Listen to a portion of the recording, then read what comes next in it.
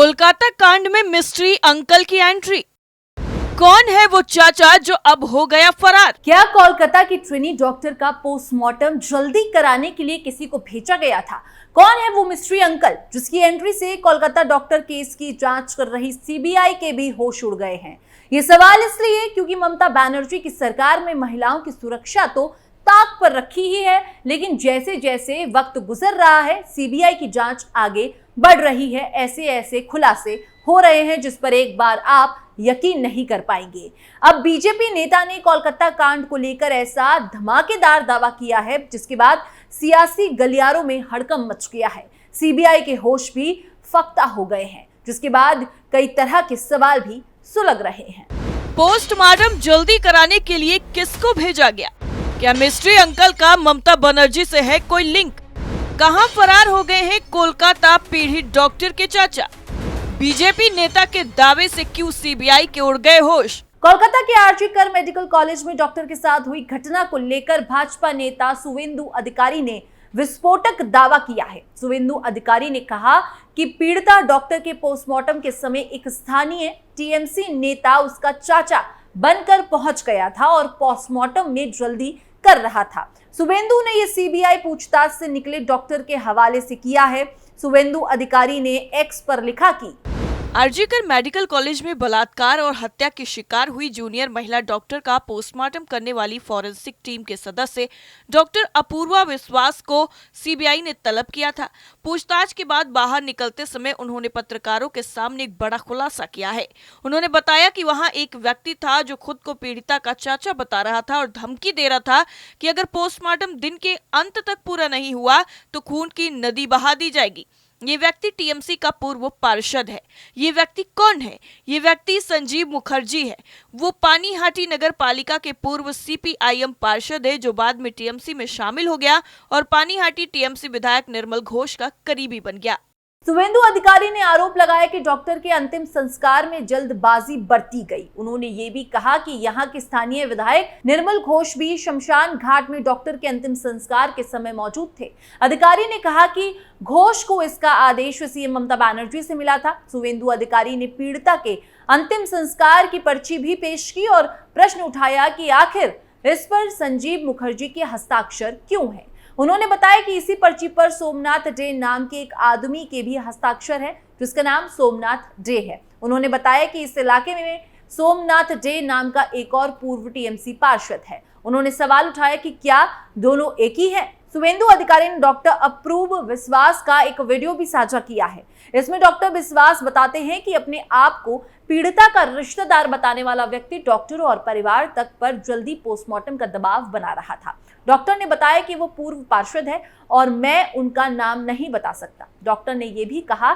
कि वो व्यक्ति उस इलाके का पूर्व पार्षद है जहां पीड़िता के परिवार रहता है। इसके बाद शुवेंदु अधिकारी ने यह आरोप लगाया। इन आरोपों के बाद राज्य की ममता सरकार बैकफुट पर है। अभी इस मामले में कोई खंडन सामने नहीं आया है। ये भी साफ नहीं हुआ है कि संजीव मुखर्जी कौन है और क्या उसका सही में पीड़िता के परिवार से कोई रिश्ता है या फिर वहां यहाँ प्रक्रिया को प्रभावित कर रहा था। इस मामले में अब तक जांच को प्रभावित करने, घटनास्थल से सबूत मिटाने, पीड़ित परिवार को पैसे की पेशकश करने समेत लापरवाही के आरोप सामने आ चुके हैं। अब इस नए आरोप को जांच में क्या सामने आता है, इससे साबित होगा कि क्या अंतिम संस्कार में भी दखल दिया गया।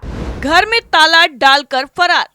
सीपीएम के पूर्व पार्षद संजीव मुखर्जी तक जांच की आंच पहुंची है। हालांकि बाद में संजीव ने इस घटना में शामिल होने से साफ इनकार कर दिया। उन्होंने स्वीकार किया कि घटना के दिन वो मृतक डॉक्टर के माता-पिता के साथ आरजी कर अस्पताल जरूर गए थे। उन्होंने अपने खिलाफ झूठे आरोप लगाने पर कानूनी कार्रवाई की धमकी भी दी है, लेकिन पूर्व सीपीएम पार्षद इसके बाद से लापता है। 23 सितंबर सुबह भी वो अपने घर पर नहीं मिले। उनके घर पता चला कि ताला लटका हुआ था। स्थानीय लोगों का कहना है कि 22 सितंबर शाम वो घर से निकले थे, उसके बाद से नहीं लौटे हैं। उनके घर का केयरटेकर भी उनके बारे में नहीं बता पा रहा है।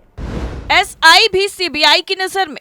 सीबीआई की नजर ताला थाने के एक पुलिसकर्मी पर भी है। इसी ने पोस्टमार्टम जल्दी हो इसके लिए लेटर लिखा था। 22 सितंबर को जब चिन्मय विश्वास नाम के इस शख्स को सीबीआई कार्यालय में बुलाया गया तो कई पुलिसकर्मी भी उसके साथ आए। चिन्मय से लंबी पूछताछ की गई। सीबीआई सूत्रों के मुताबिक चिन्मय विश्वास से पूछताछ से डॉक्टर की हत्या और रेप की गुत्थी सुलझ सकती है। कौन है ये चिन्मय विश्वास? ताला पुलिस स्टेशन के एसआई चिन्मय विश्वास सीबीआई के रडार पर हैं। घटना के अगले दिन यानी 9 अगस्त की सुबह ताला थाने से सूचना मिलने के बाद चिन्मय विश्वास थाने के आईओ के साथ मौके पर गए थे। उन्होंने शुरुआत से ही सहायक जांच अधिकारी के तौर पर काम किया। चिन्मय थाने की ओर से जांच करने वाले टीम के सदस्य थे। जब नई टीम जांच के लिए बनाई गई तब उसमें भी एमआई को रखा गया था। ऐसे में सवाल यह है कि आखिर क्यों पोस्टमार्टम कराने में इतनी जल्दबाजी थी। उधर कलकत्ता की अदालत ने आरजीकर मामले के आरोपी संजय रॉय के नार्को टेस्ट की अनुमति देने से मना कर दिया है। इस टेस्ट का उद्देश्य ये जानना था कि आरोपी संजय रॉय अपने बयान में सच बोल रहा है या नहीं। पहले खबर आई थी कि पॉलीग्राफी टेस्ट में भी संजय रॉय मुकर गया था। उसने कहा कि वो मर्डर में शामिल नहीं था। उसने साफ साफ कहा था कि वो हत्यारा नहीं है बल्कि उसे फंसाया गया है। संजय ने यहाँ तक कहा, मैं तो शव को देखकर भाग गया था। संजय रॉय का पॉलीग्राफी टेस्ट 25 अगस्त को दोपहर में हुआ था। इस दौरान 3 पॉलीग्राफ विशेषज्ञ मौजूद थे। सूत्र का कहना है कि इसी दौरान आरोपी संजय रॉय अपनी बातों से मुकर गया था। इस परीक्षण के दौरान आरोपी संजय ने बलात्कार और हत्या में अपनी संलिप्तता से पूरी तरह इनकार कर दिया था। इससे पहले आरोपी संजय रॉय ने अपने वकील के सामने भी खुद को निर्दोष बताया था। अब क्या करेगी सीबीआई? कोलकाता पुलिस ने इस मामले में एकमात्र आरोपी को गिरफ्तार किया और वो था संजय रॉय। संजय रॉय के खिलाफ कोलकाता पुलिस ने कई सबूत इकट्ठा किए।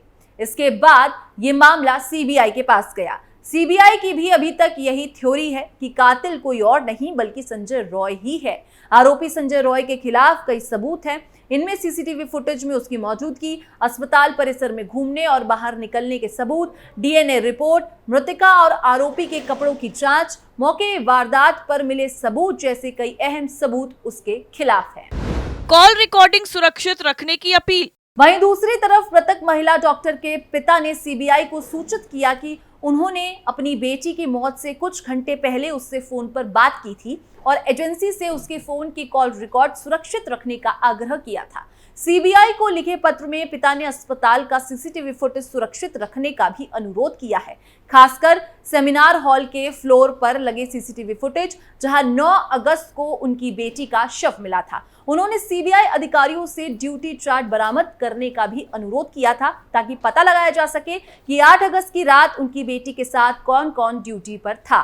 पीड़िता के माता पिता ने सीबीआई को ये भी बताया कि अस्पताल के कई प्रशिक्षकों और चिकित्सक अपराध में शामिल हो सकते हैं। इसके अलावा इस घटना की जांच के सिलसिले में सीबीआई की नजर तृणमूल कांग्रेस छात्र परिषद के नेता आशीष पांडे पर है। बताया जा रहा है कि घटना के बाद जब सेमिनार हॉल में भीड़ इकट्ठा हुई थी तो उसमें आशीष भी मौजूद थे। इसके बाद वो सॉल्ट लेक के एक होटल में ठहरे थे।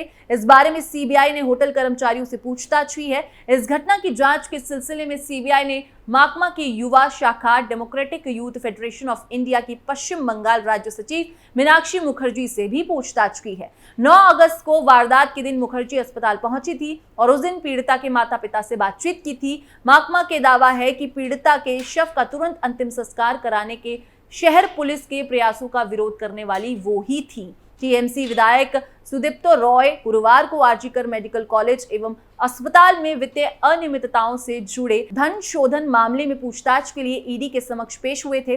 रॉय पश्चिम बंगाल मेडिकल काउंसिल के अध्यक्ष हैं और आरजीकर मेडिकल कॉलेज में मरीज कल्याण समिति के भी प्रभारी हैं। बता दें कि पिछले दिनों ईडी ने रॉय के आवास पर भी छापेमारी की थी। सीबीआई ने मंगाई विजिटर बुक। कोलकाता के आरजीकर मेडिकल कॉलेज और अस्पताल में महिला डॉक्टर के साथ हुई दरिंदगी की घटना में हर गुजरते दिन के साथ नए खुलासे हो रहे हैं। अब इस मामले में नया ट्विस्ट आ गया है। तृणमूल कांग्रेस के नेता आशीष पांडे और आरजीकर मेडिकल कॉलेज और अस्पताल का स्टाफ सीबीआई जांच के दायरे में है। सूत्रों के मुताबिक जिस दिन महिला डॉक्टर का शव बरामद हुआ था उस दिन तृणमूल कांग्रेस के नेता आशीष पांडे सॉल्ट लेक होटल में रुके थे। बताया गया कि आरजीकर डॉक्टर मामले में सॉल्ट लेक का एक होटल सीबीआई की रडार पर है। सीबीआई इस बात की जांच में जुटी है कि वहां 9 अगस्त की रात कौन रुका हुआ था। जांच के लिए सीबीआई ने होटल के कर्मचारी को विजिटर बुक के साथ बुलाया है।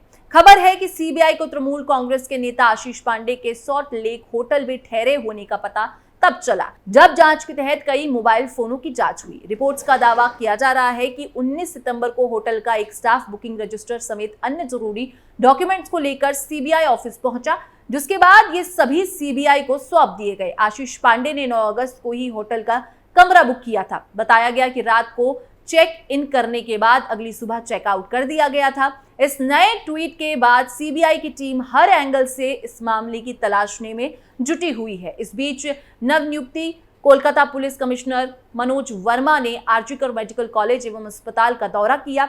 पुलिस उपायुक्त दीपक सरकार के साथ वर्मा अस्पताल परिसर में 30 मिनट से अधिक समय तक रहे, जहां उन्होंने इमरजेंसी सेक्शन की दूसरी मंजिल पर अपराध स्थल का दौरा किया और अस्पताल के अधिकारियों से मुलाकात की। वर्मा ने अस्पताल का दौरा करने से पहले 3 पड़ोसी पुलिस थानों के अधिकारियों के साथ बैठक भी की थी। अब सीबीआई के सामने मिस्ट्री अंकल को ढूंढने की बड़ी चुनौती है। सुलगता सवाल में फिलहाल के लिए इतना ही। बाकी देश और दुनिया की तमाम खबरों के लिए आप देखते रहिए कैपिटल टीवी।